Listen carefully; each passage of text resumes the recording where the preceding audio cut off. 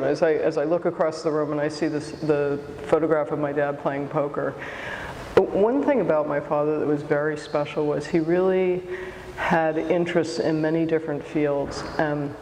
When I think about the poker game, I remember when we were kids, very little, I was probably 6 and Jeannie was probably 8, he taught us to play poker, and he gave us this game called Pokino, which was a children's version of poker. But he always talked about the psychological aspects of the game, and reading people, and reading people's gestures, and reading people's expressions, and so that it wasn't just playing poker, it was really very much about being with people and understanding people, and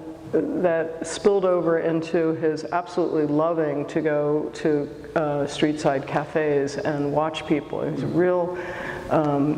he really loved to study people. And for somebody who spent so much time in his studio alone, it was really interesting that he had that kind of interest in people and loved quirky people. He loved the differences that people had, and that somehow had to have influenced the way he worked. And I give him a lot of credit for being so both accepting and interested in how different people were, and it could be the quirkiest thing in the world, and he never was judgmental about it, which was really a wonderful quality,